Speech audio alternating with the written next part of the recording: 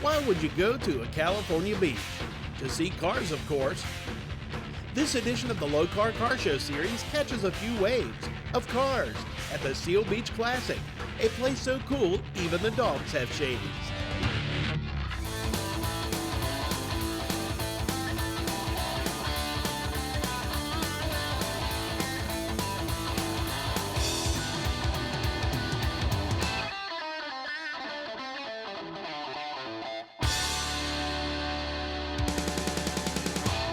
Welcome to downtown Seal Beach, California. A quick look around the show reveals some cars that have a distinctive West Coast style, such as this VW with surf and tiki bar vibe. And really, California is a place where customizing a Volkswagen of any style first started. It's a 1964 Volkswagen double cab. As a kid, I always wanted a Volkswagen. I always wanted a double cab truck because I saw them as a teenager, and at that time I couldn't afford them. But like I said, as I'm in my second childhood now, I can afford it, and I was able to find one, and I bought it in '92, and the rest is history. I took about a year from '92 to '93. I brought it to a point where it was safe and drivable, and then I would do a lot of weekend projects on it. Now, after about 12 years of working on it, I have someone else that works on it. And then I've been driving it daily since 1993. The German colors were a little too conservative for me. I wanted something brighter and a little bit more cheerful. And so we took a German color and then kicked it up a few shades, and it wound up this particular green. And I've gotten really good reaction from it from people. They really like the color. It has a gray salt and pepper upholstery because I like it. The actual double cab truck is actually a work truck, which normally would be a solid color and it would have a vinyl interior. But I drive it every day, and I want it to be comfortable, and I like the looks. On this odometer, I've got 88,000. On the one before it, I think I have another 90,000. So the truck probably has over 200,000 miles on it. And every day's a car show. I meet some really nice, interesting people. There's always somebody somewhere that'll ask me if I cut it off myself, or how long I've had it. Everybody's got their Volkswagen story. It's amazing how many people have had or still have Volkswagens. And I discover them all the time. Volkswagens were one kind of California car craze, but for performance and style, the Corvette ruled the scene, especially like this 1961 convertible. I found it up in La Habra from a young gentleman that his brother died and sat in his garage for 21 years. And he was going to restore it on behalf of his brother dying, and never got around to it. He sold his house and was ready to leave the area, and it was for sale, and I just happened to come across it with a friend of mine, and I wanted it. So the next thing I know, it was in my garage.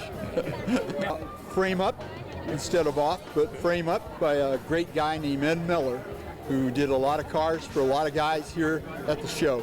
I'm happy with the way it is right now. We just put a convertible top on it, and it has two tops, so it has a hard top and now the convertible, and that makes all the difference in the world. So if it started to rain today, I'd be all ready for it, where last year I was not. I drive it about 2.5 days out of the week. It's not a work car I want to take to work, but it's something I'm very proud of to drive on the streets and watch the heads roll back and forth looking at it. Oh, I get thumbs up, people yelling and screaming at me, "Is that a 61?" So I made a little card up to put on the window so they know it's a 61. Yeah, people love it. Especially, it's a chick magnet, I think. The girls love it.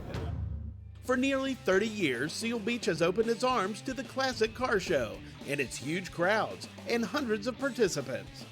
We are delighted with the turnout today. Clearly every spot is sold out, so we have about 600 cars on the ground. About 28,000 people are going to come here to our little beach town to enjoy the largest and best beachfront classic car show in Southern California. We have a lot to be proud of and a lot to show off, but really it's a car show. Folks are here to see the cars.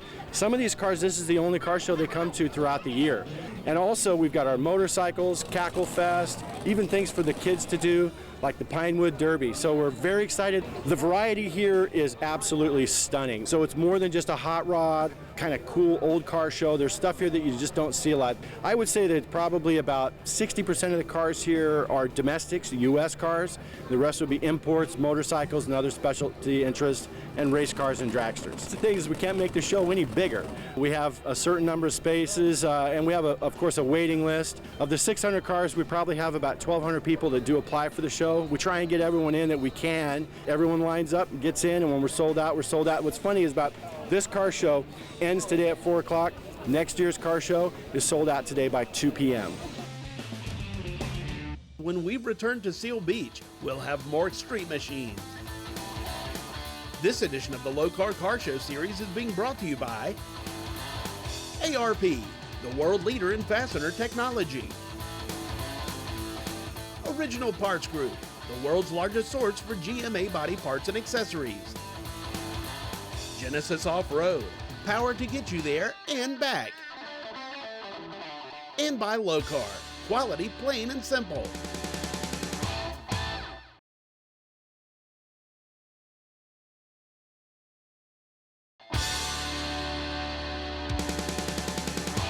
Welcome back to the Lokar Car Show, presented by Original Parts Group, and our visit to the Seal Beach Classic. One highlight of the day is the Cackle Fest, when supercharged engines roar to life and the ground rumbles.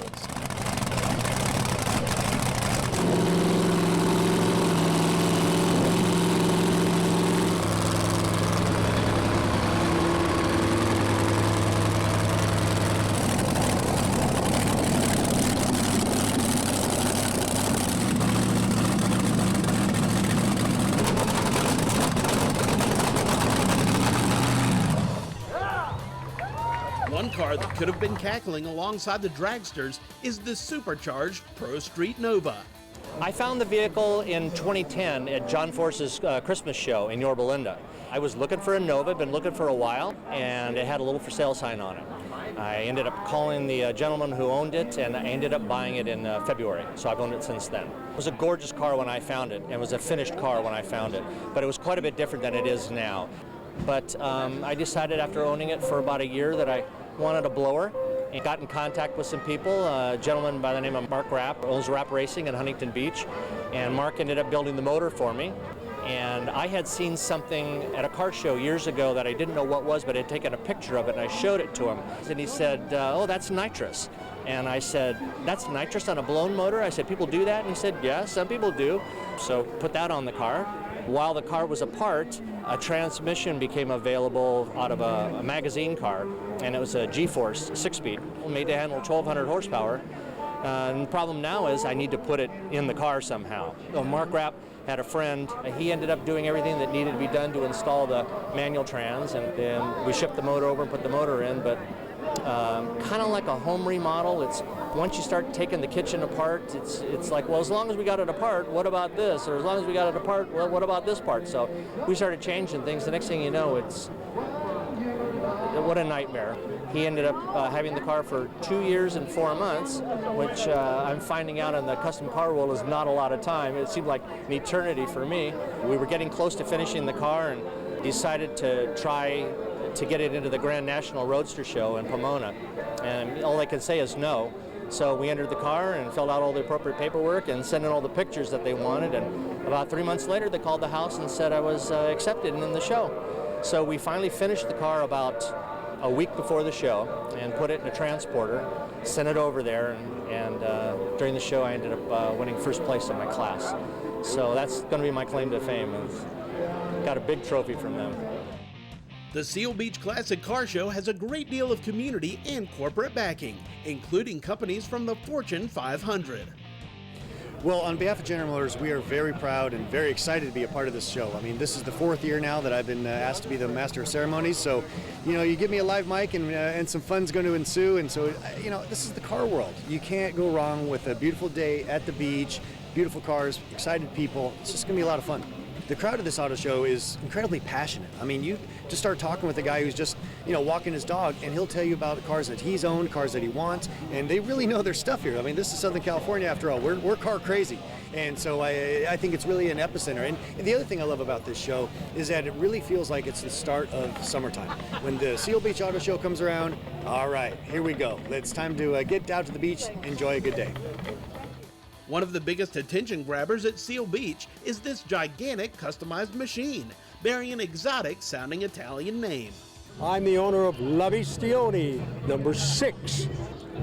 These are old American LaFrance fire trucks. They were built in Elmira, New York, and in 1907 they had to motorize fire equipment, and they said, we need the finest engine we can get. So they went to Simplex, bought the rights from Simplex. So this is powered with a T-head engine, 900 cubic inches, 14 liters. It's really a big engine, and it has 24 plugs. And the reason for all of that is that you have 12 on the magneto, 12 on the distributor. This is life-saving equipment. When this truck was originally built, it cost around $12,000, and that at a time when the average guy who made a good living made about 25 cents an hour. So you can see it was a pretty expensive thing, and that's why you always see the pictures of the old firemen in there out polishing it. Well, this was the pride of that firehouse in that community, and it was a big deal. And it was in a woods in Sacramento. And some old firemen heard about it, and they went into the woods and they see this derelict, and it's trees, 21 trees grew through it and around it. Well, they cut all the trees down, and then they got it out and they said, wow, now what do we do with it? They said, call that character in L.A., Gary Wales. He likes these things. So naturally, that's how we got this one. So I do the designing and building of the bodies here. The fins are African mahogany. The main top of the boat tail is Philippine mahogany, and the bottom piece is Honduras mahogany. Why? Because we can. It is chain drive, which is something that most people haven't seen, certainly not in the last 50 years. My friend Andreas Aranda, who is a brilliant mechanic, he's the one that makes these run. And we've had them run then after they've been sitting for 50 years, make the things run in an hour. It blows me away. Just absolutely marvelous. They're larger than life, and these are basically my salute to the great racing cars of the heroic age. All the badges are, I collected car badges, and now they're kind of out of vogue.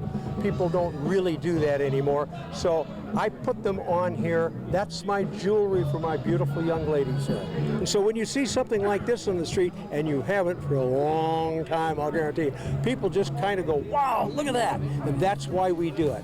La Bestione proved so popular that it was honored with the People's Choice Award. Stay with us, because when we return to Seal Beach, we'll have more Cali customs, exotics, and street machines.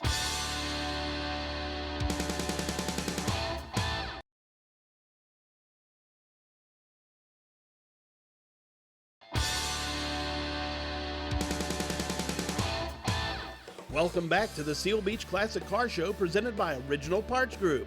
With all the sweet rides on display here today, the show is and isn't going to the dogs. One fire hydrant rid machine certainly caught our eye. It's a 1936 Ford 5-window coupe. I probably had it 25, 30 years. We were in Nevada. We had picked up a 1940 Ford truck. We had it on a trailer.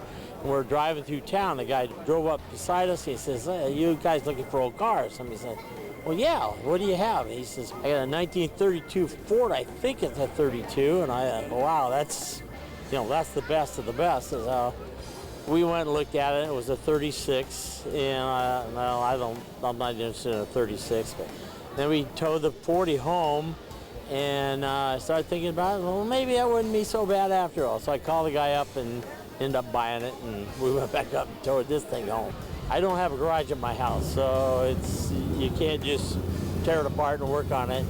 And I worked for the fire department in Long Beach, and I kind of moved from fire station to fire station and did what work I could. Probably the last 5-6 years is when I really decided, hey, it's time, get rid of it or do something. So I decided let's start going on it.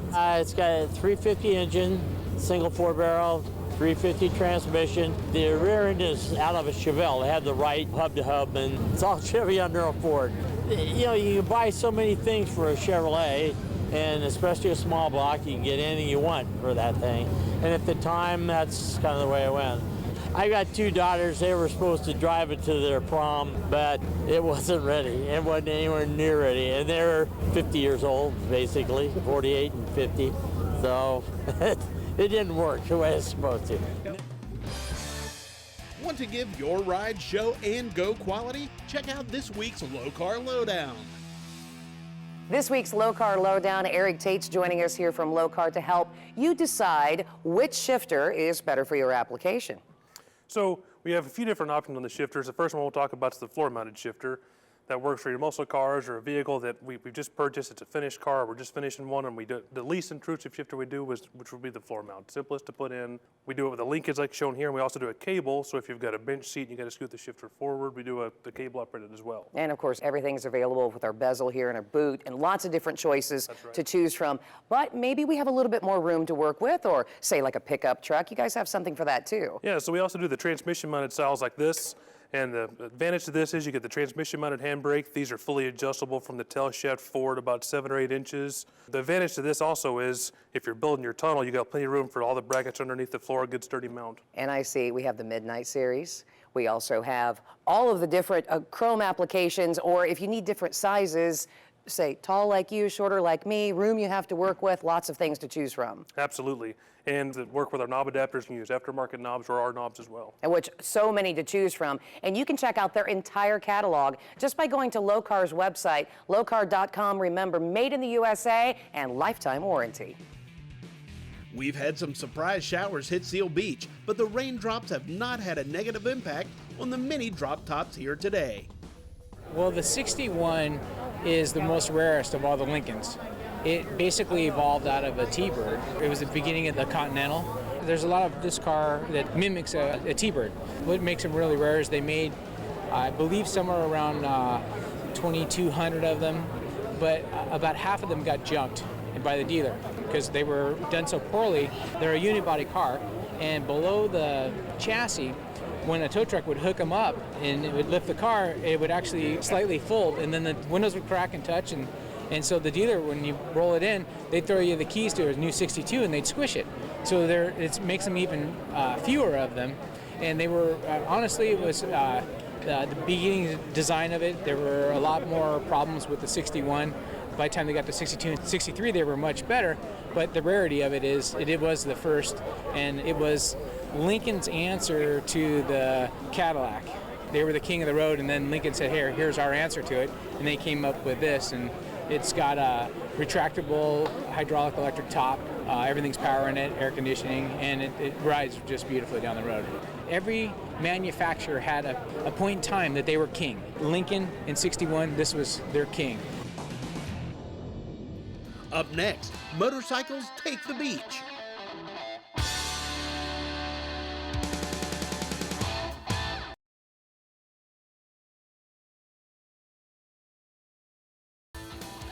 This edition of the Lokar Car Show series is being brought to you by Aeromotive. We know it, we race it, we live it. Seatbeltplanet.com. We guarantee no wimpy seatbelts. Stage 8, the world's best locking fastener. And by Lokar, quality plain and simple. Welcome back to the 28th Annual Seal Beach Classic. For the first time in the show's history, motorcycles share the spotlight with the four-wheel entries.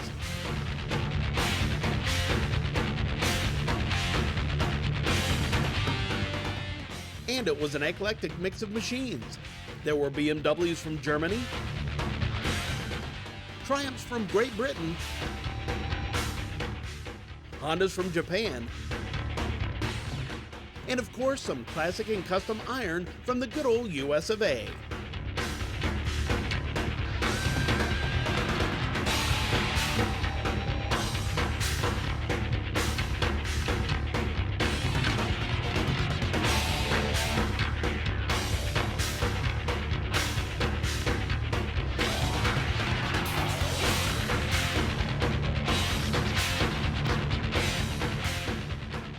And besides our wandering eye, the exotic machinery and custom cars on hand here today have also captured the attention of the auction world. I stumbled across Seal Beach sort of by accident looking for different car shows, and I didn't realize the magnitude of it and how wonderful it is and the types of cars that it gets here. This is our group. This is the whole variety of cars that we represent at Russo and Steel. So for us, it's a natural transition for us to come in here. We specialize in European sports, American muscle, hot rods, and customs. This is all of our market right here in one place. And to have 30 to 40,000 people coming through the streets every day, it's wonderful because it's a great opportunity for us to meld into the scenery here and really have people understand what it is that we do in this area. This group of cars that we have, whether it be the Jag, the letter car, the Corvette, the truck, the Camaro, this is all, again, embodies what we do, and they're great examples, all of which are going to be at the auction in June. Our auction, by the way, is the first weekend in June, the 4th through the 7th. So all the people that are coming here to the show, we hope will come over and visit us at the auction as well. Another award winner is this Oldsmobile with an appropriately named owner. It's a 1948 Oldsmobile Woody wagon. Take to car shows, Woody shows, shows like this, probably once a month, so not a lot. It's a rare car and it's been a lot of fun. I've owned it 25 years now and restored it a couple of times. It was a maroon car, but we kind of jazzed it up just a little bit. Actually, my company owns a car, so we are able to write some of it off for advertising. I have 5 other cars. A couple of muscle cars, a 1968 Chevelle Super Sport. I have a 69 Plymouth Roadrunner. I have a 52 Dodge Coronet convertible. Then I have a couple of English cars. I have a 1954 Sunbeam Alpine Roadster, which was the car that Grace Kelly and Cary Grant drove into Catch a Thief. Then I have a little Hillman, 1948 Hillman drop-head coupe. Probably the favorite would be the Woody, because my last name's Woody. That winds up our visit to the California Surf and Sand at the Classic Car Meet in Seal Beach. Next week, the Lokar Car Show series rolls into the mountains of Tennessee for an event that is strictly for Pontiacs. Be sure to join us.